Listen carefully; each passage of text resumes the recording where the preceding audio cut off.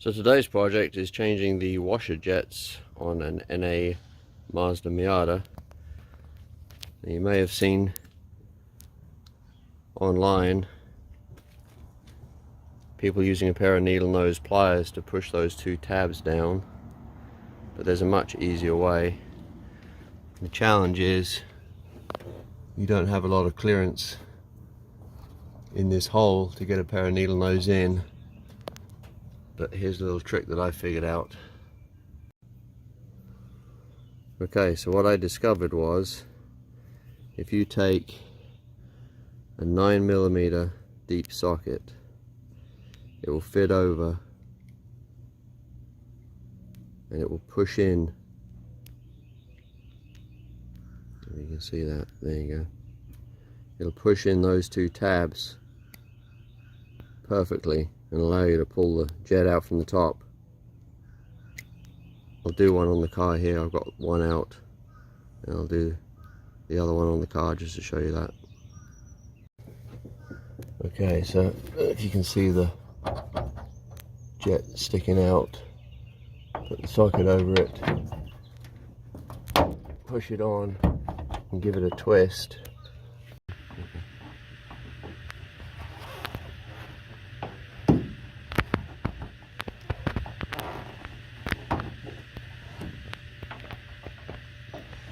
And all I was doing there was just twisting the socket around to make sure that the flats of the socket, the corners of the socket weren't just pushing in, but the whole socket itself was. It works perfectly. So super easy way to get your old NA washer jets out so you can put the new ones in. And the washer jets we're going to be putting in are actually Ford washer jets, and this is the part number. I'll put a link in the description below to Amazon.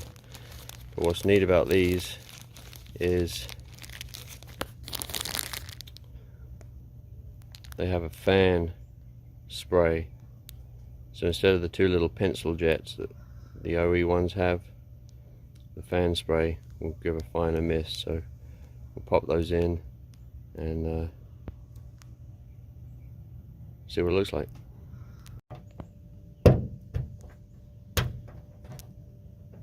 Easy. Just reconnect the rubber elbow.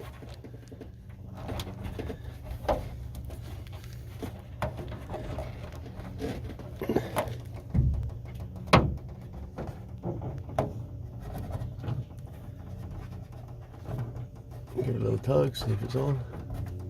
Yeah, there you go. Also, I'll throw a link in the description below to an Amazon.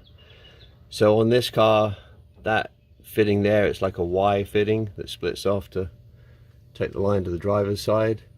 That was completely rotted out, and these lines that were the original were clear, and they're all full of yak and goop. So the only one we retained was this one here, and then we replaced all the line. It goes through the firewall right here, through a little grommet, and then it wraps around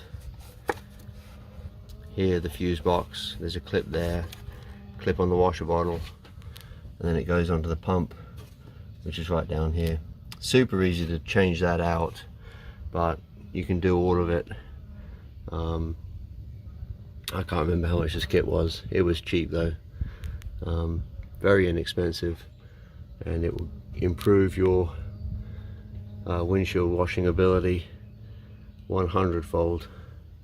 One other quick point to make: if you are changing out your tubes, this little white fitting here is a check valve, and it's designed to stop the fluid from running all the way back, so that it takes longer for it to come up when you engage the wash. So it's not necessary, but the kit that I linked below has a tube to tube adapter that you could use, which doesn't have a check valve, but you want to try to retain this if you can. The way it works is there's a little spring inside there with a stainless steel ball at this end here. No, actually it's the opposite. It's on that end there. Anyway, you'll see it when you take it apart, but This one here was all full of gunk and it was stopping the spring from moving, and the reason we changed the jets was this one wasn't spraying at all.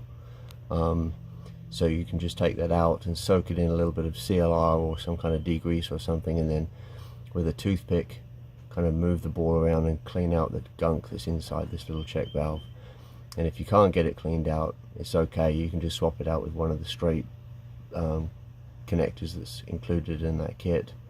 The only downside of that is the fluid will drain back down the line, and it'll take a couple of seconds for the spray to actually hit the windshield. Alright, let's close the hood and give it a squirt.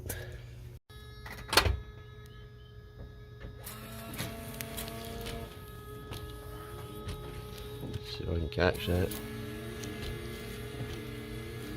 Much better.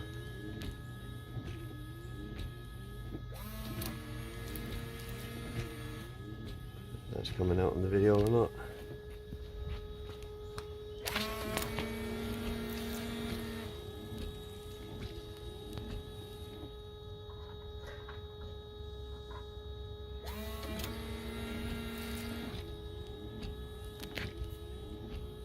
Perfect.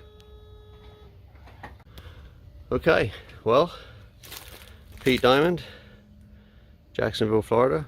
Hope this video helps. Thanks for watching.